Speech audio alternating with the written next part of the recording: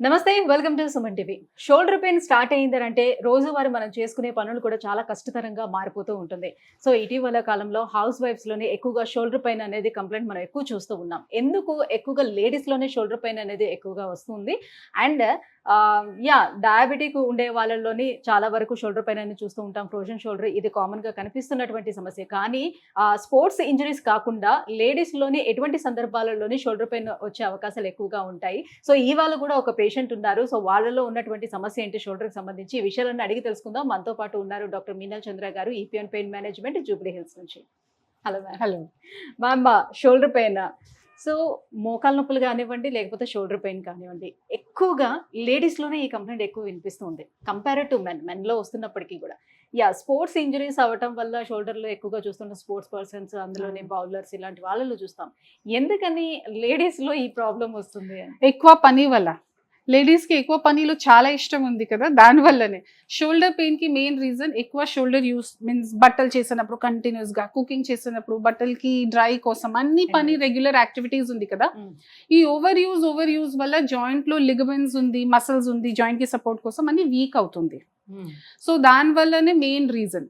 Second ఇది sugar patients కి. So sugar patients లో ఏమవుతుంది, షుగర్ కంట్రోల్లో ఉంటే కూడా కొన్నిసార్లు పేషెంట్స్ కి మసిల్ నుంచి అన్ని వాటర్ డిహైడ్రేట్ అవుతుంది, మీన్స్ మసిల్ కొంచెం సన్నగా అవుతుంది. సో ఇంజరీ వల్ల, దెన్ స్పోర్ట్స్ లో మీరు చెప్పారు కదా, స్పోర్ట్స్ లో కంటిన్యూస్ ఇది షటిల్ గేమ్స్ లో, క్రికెట్ లో ఇది కూడా రొటేటర్ కఫ్ ఇంజరీ చాలా కామన్ గా ఉంది. సో కానీ ఈ పేషెంట్ కి మెయిన్ రీజన్ జనవరిలో పడిన తర్వాత కొంచెం నొప్పి స్టార్ట్ అయింది, ఎక్స్రే కూడా చేశారు, బట్ ఎక్స్రేలో ఫ్రాక్చర్స్ లాగే ఏమీ లేదు.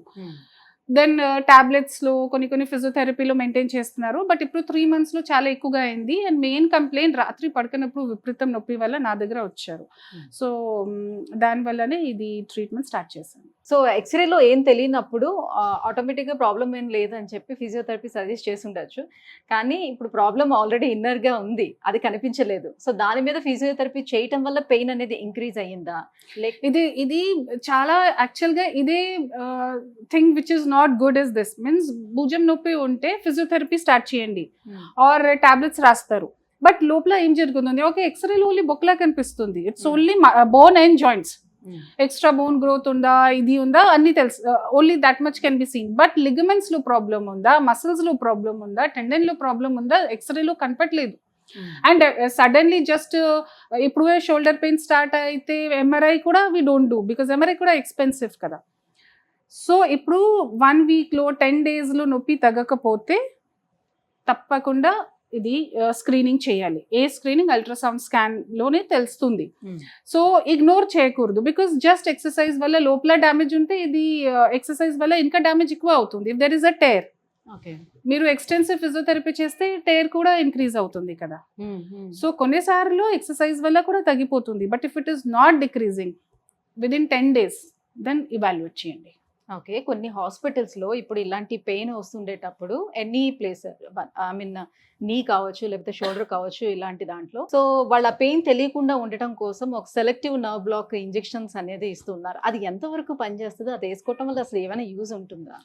సెలెక్టివ్ నర్వ్ రూట్ బ్లాక్ కి 2 indications ఉంది. సమ్ టైమ్స్ కొన్ని కన్ఫ్యూజన్ అవుతుంది, ఇది నర్వ్ ప్రాబ్లం ఉందో, ఇది కండరాలు ప్రాబ్లం ఉందో. ఆ నర్వ్ ప్రాబ్లం ఉంటే ఏ లెవెల్కి నర్వ్ వల్ల ఆ టైంలో డయాగ్నోసిస్ కోసం చేస్తారు. సో ఇది కరెక్ట్ ఇండికేషన్. సెకండ్ ఉంది, కొన్నిసార్లు కొంచెమే నొప్పి ఉంటే కంప్రెషన్ ఎక్కువ లేదు, సో ఆ టైంలో కూడా చేయండి. But selective nerve root block is temporary solution. ఓకేనా, సో దానికి ప్రాపర్ రోజులు మాత్రం పెయిన్ రిలీఫ్ ఇస్తుంది. అవును, ఫర్ సమ్ టైమ్. ఓకేనా, so now we have better solutions. ఇది పిఆర్పి ఉంది, రీజనరేటివ్ రేడియో ఫ్రీక్వెన్సీ అబ్లేషన్ ఉంది, మిప్సీ ప్రొసీజర్స్ ఉంది, టార్గెటెడ్ థెరపీ ఉంది. సో చాలా ట్రీట్మెంట్ ఉంది. బట్ దీస్ ఆర్ వాట్, మీ రీజన్ ఏంటి, మీకు డ్యామేజ్ ఎంత, దాని ప్రకారం ఇది ప్రాపర్ ట్రీట్మెంట్ చేస్తాం. ఇది నొప్పి తగ్గాల, పేషెంట్కి ఏం కావాలి, నొప్పి తగ్గాలి. బట్ నొప్పి తగిన టైంలో కూడా లోపల ఏం జరుగుతుంది, ఎంత డ్యామేజ్ ఉందో దాని ప్రకారం ప్రాపర్ ట్రీట్మెంట్ చేయాలి. సో ఇప్పుడు మీరు ట్రీట్ చేసిన ఈ పేషెంట్కి తనకి లోపల ఏం జరిగింది? సో మజిల్ లో ప్రాబ్లం ఉందా, లిగమెంట్స్ లో ప్రాబ్లం ఉందా, ఎక్కడ? Yeah. Cuff సో ఈ లోనా? అమ్మాయికి ఇది భుజం ఉంది కదా, భుజంలో 4 మసిల్ సపోర్ట్ కోసం ఉంది, దానికి రొటేటర్ కఫ్ అంటాము. దాంట్లో ఒక చిన్న మసిల్ ఉంది సూప్రాస్పైనటస్. సో ఈ సూప్రాస్పైనటస్ లోనే చిన్న టైర్ వల్ల మేడం కి ఇది నొప్పి స్టార్ట్ అయింది. సో ఇనీషియల్ గా ఫిజియోథెరపీ చేసినప్పుడు టైంలో కొంచెం ఇంప్రూవ్మెంట్ అయింది, బట్ ఈవెన్ ఫిజియోథెరపీలో ఇంప్రూవ్మెంట్ మంచిగా కనపడలేదు. సో నేను స్కాన్ లో చూసిన తర్వాత ఐడెంటిఫై చేశాను. First important thing is movement కూడా రిస్ట్రిక్ట్ అయింది. సో మూవ్మెంట్ రావాలి. సో మూవ్మెంట్ కోసం నేను జాయింట్ లో ఒక హైడ్రోడైలిటేషన్ చేశాను. హైడ్రోడైలిటేషన్ చేసిన తర్వాత ఇది రిలీజ్ అవుతుంది. సో ఎక్సర్సైజ్ లో ఇంప్రూవ్మెంట్ తెలుస్తుంది. సెకండ్ ఇస్ ఇది కండరాలు దగ్గర బర్సైటిస్ ఉంది. బర్సైటిస్ ఉంటే నేను పిఆర్పి ఇంజెక్ట్ చేస్తే పిఆర్పికి రిజల్ట్స్ రాదు. సో నేను ఇప్పుడు జాయింట్ ఇంజెక్షన్ తో పాటు బర్సా ఇంజెక్షన్ కూడా ఇచ్చాను. ఇప్పుడు ఈ 15 days 20 days లో ఇది అన్ని లోపల జరుగుతుంది. వాప్ ఇది క్లియర్ అయిన తర్వాత మొత్తం అంతా తగ్గి ఇంకా పిఆర్పి కి 15-20 days తర్వాత రావాలి. ఓకే.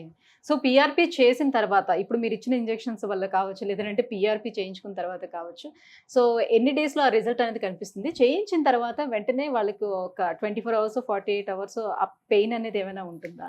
సో ఇప్పుడు పిఆర్పి హీలింగ్ కోసం, సో పిఆర్పిలో చాలా ప్రాపర్టీస్ ఉంది. ఒక యాంటీ ఇన్ఫ్లమేటరీ ప్రాపర్టీ వల్ల విదిన్ 24 to 48 hours లో నొప్పి తగ్గింది కూడా తెలుస్తుంది. బట్ పిఆర్పికి మెయిన్ ప్రాపర్టీ హీలింగ్ కోసం అట్లీస్ట్ 2 to 3 months టైం పడుతుంది. ఓకే, ఆ టైం వరకు కొన్ని ప్రికాషన్స్ ఉన్నాయి, ఎక్సర్సైజెస్ ఉన్నాయి, ఇది పేషెంట్స్ కి చేయాలి. సో దానికోసమే బాడీలో ఏం జరుగుతుంది, ఎంత డ్యామేజ్ అయింది, ప్రతిసారి స్కాన్ లో చూసిన తర్వాత పేషెంట్స్ కి కూడా చెప్తాను. బికాస్ పేషెంట్స్ కి అండర్స్టాండింగ్ ఉండాలి కదా, నా బాడీలో ఏం జరుగుతుంది, ఎన్ని రోజు టైం పడుతుంది, హీలింగ్ స్లోగా ఉందా, ఫాస్ట్ గా ఉందా, నేను నా సైడ్ నుంచి ఏమేం ప్రికాషన్స్ ఫాలో చేయాలి. సో ఇది కూడా పేషెంట్స్ కి చెప్తాను. సో నా అల్ట్రాసౌండ్ కి ఇది మెయిన్ పాయింట్ ఏంటి, నేను చేసినప్పుడు టైంలో పేషెంట్స్ కూడా చూస్తారు. సో అర్థం అవుతుందా కరెక్టే. సో సెకండ్ సిట్టింగ్ లో పేషెంట్స్ కూడా చెప్తారు, ఆ మేడం లాస్ట్ టైం ఇక్కడ నల్లగా ఉంది కదా, ఇప్పుడు లేదు. సో పేషెంట్స్ కి కంప్లయన్స్ ఇంక్రీజ్ అవుతుంది. సో నేను ఏం చెప్తాను, మేడం మీరు ఇది అవాయిడ్ చేయండి, ఈ కుకింగ్ కొంచెం తక్కువ చేయండి, ఆర్ వాషింగ్ కొంచెం తక్కువ చేయండి. లైఫ్ స్టైల్ చేంజెస్ అన్ని కూడా చెప్తారు. అవును, ఇది చాలా ఇంపార్టెంట్ ఉంది. రైట్. సో ఏ పేషెంట్ కి ఎన్ని సిట్టింగ్స్ పడుతుందని మీరు స్టార్టింగ్ వాళ్ళకి చెప్పడం జరుగుతుందా? ఇది వెరీ ఇంపార్టెంట్. కొన్నిసార్లు పేషెంట్స్ ఏం చెప్తారు, నేను వేరే దగ్గర ఇది ట్రీట్మెంట్ తీసిన తర్వాత ఫస్ట్ సిట్టింగ్ చేసిన తర్వాత ఇంప్రూవ్మెంట్ రాదు, మళ్ళీ సెకండ్ చేశాను, మళ్ళీ థర్డ్ చేశాను, మళ్ళీ చెప్తారు ఒక ఎక్స్ట్రా. ఇది కాదు, మీకు ముందు అర్థం అవుతుంది. ఇది బికాస్ క్లినికల్ టెస్ట్ ఉంది, తర్వాత బ్లడ్ టెస్ట్ ఉంది, తర్వాత అల్ట్రాసౌండ్ ఉంది, అన్నిలో తెలుస్తుంది కదా ఎంత డ్యామేజ్ ఉందా. తర్వాత రీసెర్చెస్ ప్రకారం, ప్రోటోకాల్ ప్రకారం ఎన్ని సిట్టింగ్స్ కి అవసరం ఉందో ముందు పేషెంట్ కి చెప్పాలి కదా, అండ్ ఎంత టైం పడుతుంది ఇది కూడా చెప్పాలి. ఫర్ సపోజ్ మీరు 3 sittings చెప్పారనుకుందాం, సో వాళ్ళు ఒక సిట్టింగ్ కే వచ్చారు, మళ్ళీ తర్వాత ఎనీ కాజెస్ తోటి వాళ్ళు ఒకవేళ బ్రేక్ చేసినట్లయితే అది అసలు ఆ ఇంప్రూవ్మెంట్ అనేది ఉంటుందా, మళ్ళీ స్టార్టింగ్ నుంచి స్టార్ట్ చేయాల్సి ఉంటుందా? ఇది పేషెంట్ టు పేషెంట్ డిపెండ్ అవుతుంది. ఓకేనా, కొన్నిసార్లు ఇది కొన్ని పేషెంట్స్ కి ఫస్ట్ సిట్టింగ్ లోనే ఇంప్రూవ్మెంట్ అయిన తర్వాత they don't want to come maybe busy, పనిలో బిజీ వల్ల, ట్రావెలింగ్ నుంచి కొంచెం ఇది. సో దెన్ అగైన్ 6 months తర్వాత 1 year తర్వాత మళ్ళీ వస్తారు. ఓకేనా, సో నేను ముందే చెప్తాను, మీరు కంప్లీట్ చేయండి ట్రీట్మెంట్. ఓకేనా, బికాస్ ఇది మీరు స్టార్ట్ చేస్తారా, మీరు మధ్యలో మళ్ళీ బ్రేక్ చేస్తే మీకు కష్టం అవుతుంది, నాకు కూడా కష్టం అవుతుంది. సో ఇది ముందు పేషెంట్స్ కి చెప్తాను, సార్ మేడం మీరు కంప్లీట్ చేయండి, టైం పడుతుంది. సో అన్ని క్లారిటీగా చెప్తే పేషెంట్స్ డిసైడ్ చేస్తారు. ఇది పేషెంట్స్ కి హాఫ్ ఇన్ఫర్మేషన్ ఇస్తే ఇప్పుడు కన్ఫ్యూజన్ ఉంది కదా.